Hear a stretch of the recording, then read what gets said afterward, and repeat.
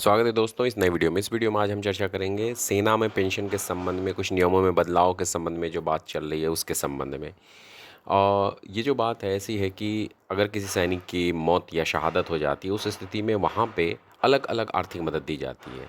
Normally अगर सामान्य सरकारी कर्मचारी को देखा जाए तो एक ही तरह की पेंशन है। मैक्सिमम स्थिति जो भी रहती है हर एक परिस्थिति मोर और लेस थोड़ा बहुत कम ज़्यादा करके, लेकिन सेना में कैसा है, तीन तरह की फैमिली पेंशन होती है।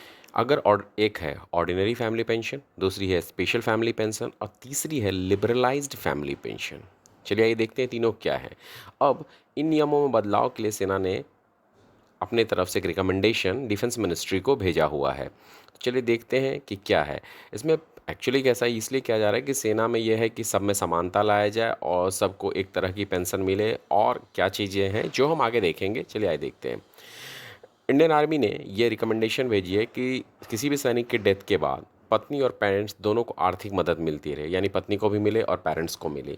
इसके लिए पेंशन के जो रूल्स रेगुलेशन है उसमें कुछ बदलाव किए जाए, इसके लिए डिफेंस मिनिस्ट्री ने ये रिकमेंडेशन भेजी है और अभी उधर वहाँ से रिप्लाई आना बचा हुआ है।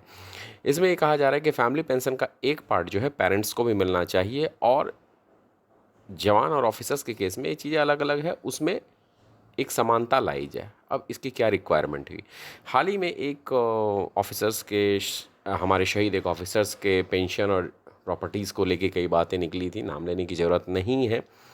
और आप सभी जानते होंगे उनके फैमिली के पेरेंट्स का कहना था कि उन्हें कुछ नहीं मिला, उनके वाइफ को ही सब कुछ मिला और वो लेके चली गई एंड ऑल दैट।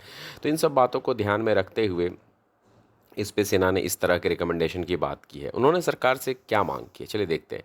वहाँ होता है नॉर्मली जब कोई सेना में भर्ती होता है तो उनका एक होता है NOK, यानी नेक्स्ट ऑफ किन, यानी निकटतम परिजन।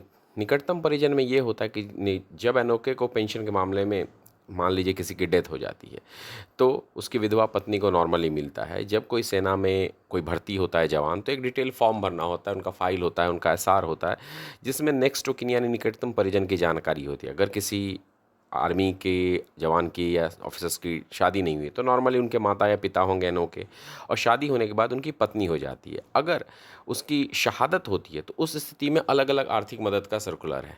मान लीजिए तीन तरह की फैमिली पेंशन है। पहली है ऑर्डिनरी फैमिली पेंशन, यानी अगर यह उस स्थिति में NOK को मिलती है जब किसी बीमारी की वजह से, डिसेबिलिटी की वजह से या सामान्य स्थिति में सैनिक की डेथ हो जाती है, तो यह लास्ट पेमेंट का 30% होता है। दूसरी है स्पेशल फैमिली पेंशन, यह उस स्थिति में NOK को मिलती है जब सैनिक की ड्यूटी के दौरान या ड्यूटी की वजह से डेथ हो जाती है, यह सैलरी का 60% होता है। थर्ड होती है liberalised family pension, battle casualty यानी शहादत मिलने पर मोस्टली यह पेंशन दी जाती है जो सैलरी का 100% होता है। तो इस नियम और यह जवान और JCO की मौत के मामले में ऑर्डरली फैमिली पेंशन के हकदार NOK ही होते हैं। यही नियम ऑफिसर्स के लिए भी है, लेकिन स्पेशल फैमिली पेंशन के केस में JCO और जवान की पत्नी और पेरेंट्स के बीच में स्पेशल फैमिली पेंशन बांटी जाती है, यानी पेंशन का कुछ हिस्सा पत्नी और कुछ हिस्सा पेरेंट्स को मिलता है।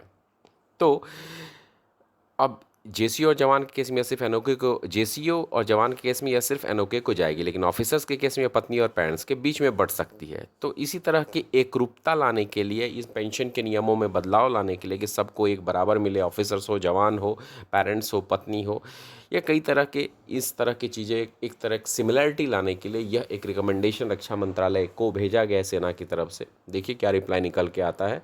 यह था पेंशन के बारे में, आर्मी के बारे में जो एक इन्फॉर्मेशन निकल के आए उसके बारे में डिटेल अपडेट। आपको वीडियो अच्छा लगे तो लाइक शेयर सब्सक्राइब करिए। धन्यवाद।